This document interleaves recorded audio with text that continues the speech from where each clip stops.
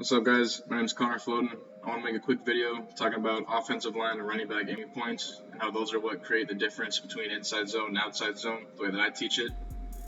I want to make this video because I see lots of coaches using inside and outside zone concepts as ways to target specific portions of the defense. To me, at least, that's never really been what they are. I think as coaches, as offensive coaches, we need to have a goal and a reason that we carry each concept that we do.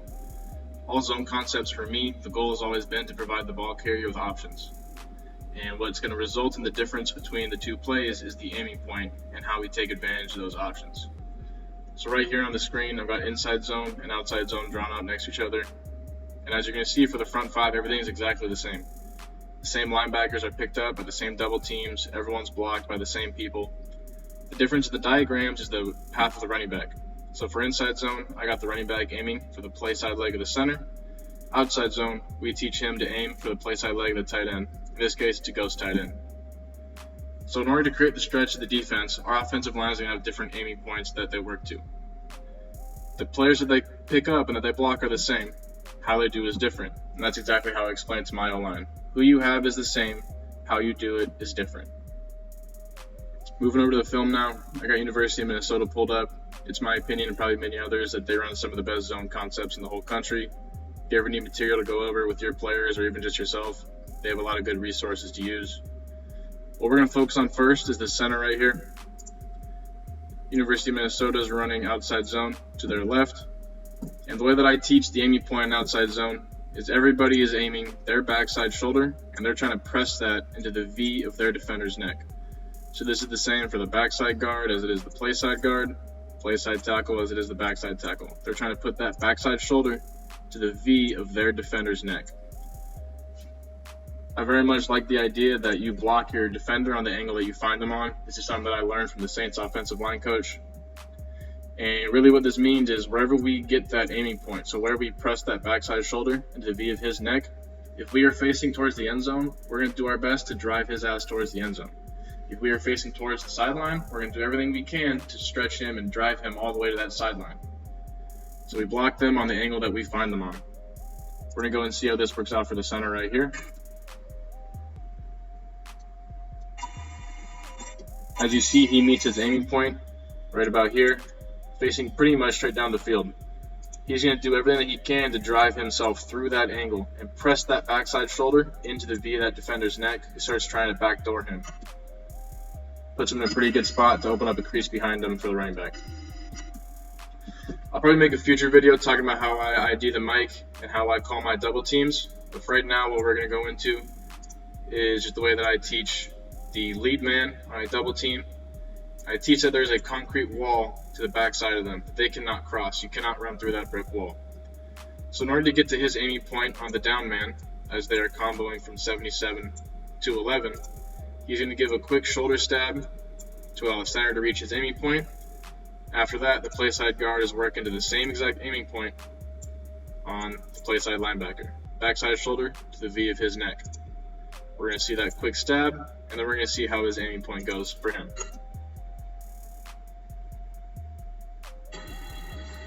So as we see, he found his defender on a drastically different angle. While the center was facing up the field, he was facing towards the sideline. Because he found him on that angle, he's going to keep driving him on that angle and widen him out as much as he can. In order to give the running back the most options possible, we have to create as much displacement of the defense as we can. The way that I teach this, I say horizontal displacement is good, vertical displacement is better. Last O-lineman we're going to look at is his play side tackle, and he's got the same thing going on. He's trying to work that backside shoulder to the V of 34's neck. Right before they go off screen, we see him hit that aiming point as he's facing more or less towards the end zone. He's going to keep trying to work him on that angle as best he can. After they come back from off screen, we see he's done that. He's worked him pretty well up the field on that angle he found him on. In order to take advantage of the extra width and spread of the defense that we create with this offensive line's aiming point, our running back is now going to aim very wide for the play side leg of the tight end. I want you to look at where this aiming point puts him right now, basically at the bottom of this logo. As we see him run the ball and cut it upfield, by the time he's gained ground, he's now at the outside of that logo. because of the distance and the width that this offensive line's aiming point has created the defense to react to. Aiming point forces them to react by stretching the defense, which gives us lanes to run the football. Moving now over to inside zone, we're going to look at how the different aiming point is going to create almost an entirely different concept. So the aiming point I give the O-line on inside zone is going to be backside shoulder to backside shoulder. I like using the terms backside shoulder and how I verbalize my aiming points because, in my opinion, it leads to a better outcome than telling them where to put their hat. I may make a whole separate video on that if you guys want me to. So for right now, we've got double team between these two with down lineman and number 11. Same exact thing as last time. We're still money or one-on-one. We're base blocking right here. It's the same exact stuff for the play side. Who we have is the same, just how we do it is going to be different. So, same rules for this double team. Concrete wall you cannot go across. It's inside zone, so we're not going to stab. Instead, we're going to climb up this concrete wall, which is going to take us through that D lineman. Our center, aim it for backside shoulder to backside shoulder, just as everybody else is. We're going to look at these two first and see how that goes.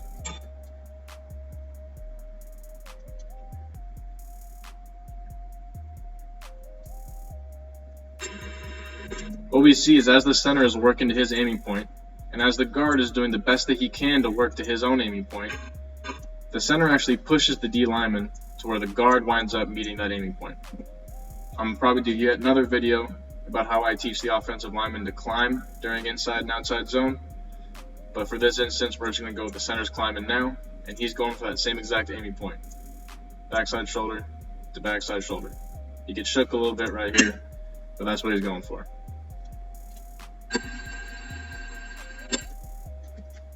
Because this aiming point is not going to cause the defense to react by stretching and widening as much, our running back's path has to change. He is now running for the play side leg of this center, and that's going to allow him to take better advantage of the options that we create using this new aiming point. I go with the same rules as last time. You block them on the angle that you find them on, and the more displacement that we can cause, the better. Horizontal is good, but vertical is better. Using these aiming points as my primary way to differentiate the two plays has helped my offensive line keep it more simple. All that they're worried about is their aiming point and trying to drive their hips and drive their shoulders to and through that aiming point. Them doing that naturally creates the difference between inside and outside zone. Our running back is exactly the same. He's worried about working to his aiming point and reading the defense appropriately. I can make even another video about how I have the running back reading it in order to react and take the best option.